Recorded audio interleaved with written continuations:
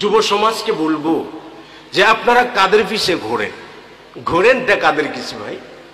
আপনাকে তারা কিসের নিশ্চয়তা দেয়? একটা নারীর নিশ্চয়তা দেয়, একটা মাদকের নিশ্চয়তা দেয়, মিথ্যা কথা বলার নিশ্চয়তা দিতে পারে, কিন্তু আপনার চরিত্র গঠন করার কেউ কি নিশ্চয়তা এ পর্যন্ত দিতে পেরেছে? ও ভাই, আপনার আইডল কেটা? কেটা আপনার আইডল?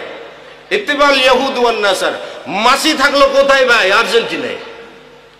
যে বেটা কি করেছে, বিয়ে করার আগে 3টে সন্তান জন্ম দিয়েছে, মানে কি জারজ সন্তানের, জারজ ট্রিপল সন্তানের বাবা, তার মানে কি ট্রিপল জারজ বাবা। ওই রাম ছাগলটা কি আমাদের আইডল হয়? আবার আমাদের কিছু যুবকদের পিছনে দেখবেন চে গুয়ে ভাড়া। কে ভাই? চে গুয়ে ভাড়া, ওর নাম থাকে হইল পিছনে। বিশ্ব বিখ্যাত নাস্তিক যে, ওর নাম থাকে পিছনে। নাস্তিক কোত্থেকে হয় ভাই? নেতা হয়েছে কিসের জন্য? মদ সার্ভিস দেওয়ার জন্য। ডট মাইন্ড, কোনো মাইন্ড করবেন না। নেতা হয়েছে কিসের জন্য? মদ সার্ভিস দেওয়ার জন্যই। যুব সমাজকে বলবো যে আপনারা কাদের পিছে ঘোরেন, ঘোরেনটা কাদের কিছু ভাই? আপনাকে তারা কিসের নিশ্চয়তা দেয়? একটা নারীর নিশ্চয়তা দেয়, একটা মাদকের নিশ্চয়তা দেয়, মিথ্যা কথা বলার নিশ্চয়তা দিতে পারে, কিন্তু আপনার চরিত্র গঠন করার কেউ কি নিশ্চয়তা এ পর্যন্ত দিতে পেরেছে? ও ভাই, আপনার আইডল কেটা? কেটা আপনার আইডল? ইত্তিবাল ইয়াহুদ ওয়ান নাসার। মাসি থাকলো কোথায় ভাই? আর্জেন্টিনায়। যে বেটা কি করেছে, বিয়ে করার আগে 3টে সন্তান জন্ম দিয়েছে, মানে কি জারজ সন্তানের, জারজ ট্রিপল সন্তানের বাবা, তার মানে কি ট্রিপল জারজ বাবা। ওই রাম ছাগলটা কি আমাদের আইডল হয়? জার্সি, কার জার্সি গায়ে দেয়? ওর জার্সিটাই গায়ে দেয়। আবার কি LM10, আবার কি বলে CR7, তাই না? ও কি জাতীয় আইডল? হ্যাঁ। আবার আমাদের কিছু যুবকদের পিছনে দেখবেন চে গুয়ে ভাড়া। কে ভাই? চে গুয়ে ভাড়া, ওর নাম থাকে হইল পিছনে। বিশ্ব বিখ্যাত নাস্তিক যে, ওর নাম থাকে পিছনে। নাস্তিক কোত্থেকে হয়? মুসলিমদের ভিতরে কোনো নাস্তিক থাকার কথা না। নাস্তিকবাদ কোত্থেকে জন্মেছে? নাস্তিকবাদ জন্মেছে খ্রিস্টানদের ভিতর থেকে। কেন?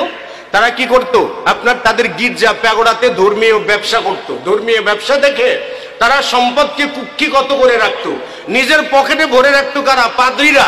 এটা দেখে সচ্চার মানুষরা বলতো ধর্ম কোনোদিন মানুষকে সম্পদের অধিকার দিতে জানে না। কেন? কেন দিত না? বাইবেল দিত না, ওল্ড টেস্টামেন্ট দিত না, নিউ টেস্টামেন্ট দিত না। ভাই, বাইবেলের এক গবেষক বলছেন যে বর্তমান বাইবেলের ভিতরে 50,000 ভুল আছে। যে বইটার ভিতরে 50,000 ভুল থাকে, ওর ভিতরে সঠিক কোনটা থাকে? হ্যাঁ ভাই, পুরো বাইবেল খুঁজে দেখবেন যে 50,000 শব্দই নাই। আর বলে ফেলছেন গবেষকরা যে 50,000 ভুল আছে। তাহলে সেটা কি সমাজ বদলাতে পারে? পারে তো না। তাহলে তাদের কাছে নেশা নাজায়েজ কিছু না, মদ নাজায়েজ কিছু না। এখন আমাদের যারা আছে, আমরা কি করি? পদাঙ্ক অনুসরণ করি। কাদের? শুধুমাত্র তাদের। তো বলছিলাম যে মদ, লাম ইয়াকবালিল্লাহু লাহু সালাতান 40 সাবাহান, 40 দিন আল্লাহ তাআলা তার কি কোনো ইবাদত কবুল করবেন না। তাহলে ভাই, মাদকতাকে শুধু না বলুন নয়, আপনি সকালে গেঞ্জি গায়ে দিয়ে বলবেন যে মাদককে না বলুন, আপনি রাত্রিতে যে ওগুলোরই সার্ভিস করবেন না ভাই, না। বিজ্ঞান কি বলছে জানেন? যখন কোনো ব্যক্তি মদ সেবন করে বা যখন কোনো ব্যক্তি নেশা করে, মদ সেবন করে বা নেশা করে, নেশা করলে অসংখ্য অগণিত পরমাণু সোডিয়াম বা অ্যাটম তার স্নায়ুতন্তুতে বা রক্তকণিকায় প্রবেশ করে। অসংখ্য অগণিত সোডিয়াম, অসংখ্য অগণিত অ্যাটম তার রক্তকণিকায় প্রবেশ করে। যখন রক্তকণিকায় অসংখ্য অগণিত অ্যাটম প্রবেশ করে, তখন আবার এই রক্তকণিকাটা আবার তার স্নায়ুতন্তুকে প্রভাবিত করে, স্নায়ুতন্তু তার মস্তিষ্ককে প্রভাবিত করে, মস্তিষ্ক নিউরন কোষকে প্রভাবিত করে। যখন নিউরন কোষ প্রভাবিত হয়ে যায়, তখন মদ সেবন করার পর মানুষ কি বলে? আবোল তাবোল অসংলগ্ন কথা বলে। ভাই, মদ সেবন করে মানুষ বলে না যে বাংলাদেশের মালিক আমি আমেরিকার প্রেসিডেন্ট, বলে না? বলে তো। কেন? কারণটা কি? তার নিউরন কোষগুলো কি হয়ে গেছে? উত্তেজিত হয়েছে। এই উত্তেজিত ভাবটা যখন তার চলে যাবে, নিউরন কোষগুলো দুর্বল হয়ে পড়বে। এই দুর্বলতাটা তার হলো আসল দুর্বলতা। ক্রমান্বয়ে একজন ব্যক্তি যখন মদ সেবন করতে থাকে, মদ, ইয়াবা, ফেনসিডিল, হিরোইন, এই সব কিছু বা সিগারেট যখন পান করতে থাকে, কন্টিনিউ যখন করতে থাকে, করতে করতে করতে করতে তার মস্তিষ্ক দুর্বল হতে থাকে, স্মৃতিশক্তি দুর্বল হয়ে যায়, এরপরে চলন শক্তি দুর্বল হয়ে যায়, এরপর জবানের কথার যে চলন শক্তি সেটাও দুর্বল হয়ে যায়, পাকস্থলী ক্যান্সারে আক্রান্ত হয়ে যায়, বিভিন্ন ধরনের দুরারোগ্য ব্যাধিতে সে আক্রান্ত হয়ে যায়। তাহলে মদের কোন সাইডটা ভালো আছে ভাই? কিন্তু আমাদের দেশে কি মদ চলছে না? চলছে তো ভাই। এই মদ সেবন করতে তাদেরকে উৎসাহিত করে কে? যুবকদেরকে মদ সেবন করতে উৎসাহিত করে কে? তাদেরকে মদ সেবন করতে ইন্ধন যোগায় কে?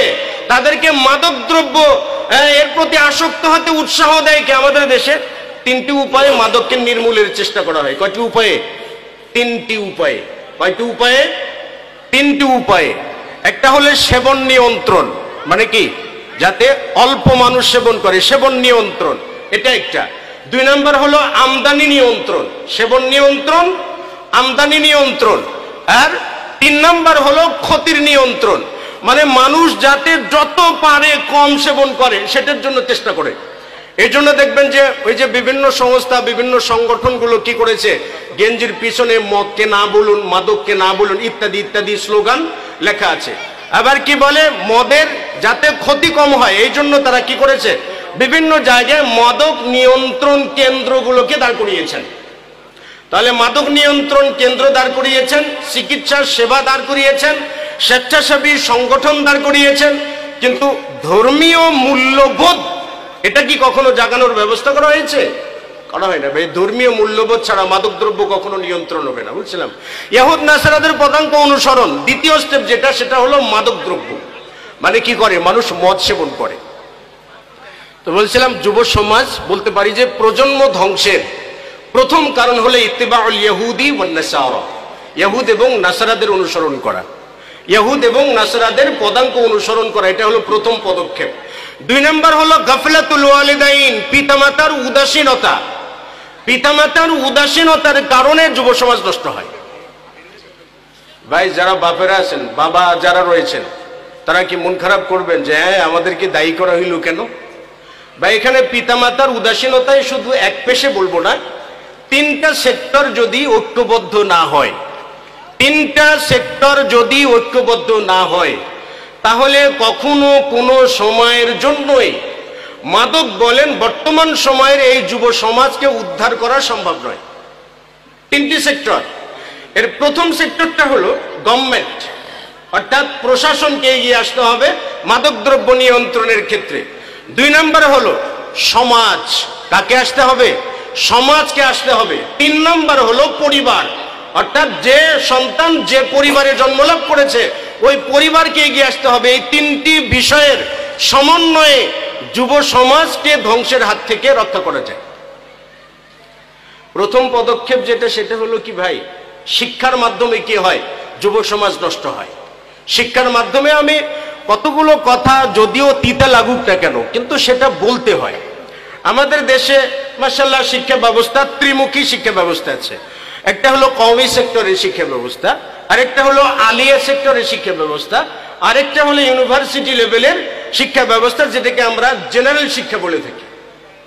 মাদকদ্রব্যের ব্লু রিঅ্যাকশন যাদেরকে আক্রান্ত করে ফেলেছে, এরা স্কুল, কলেজ, ইউনিভার্সিটি এই দিকেই সব থেকে বেশি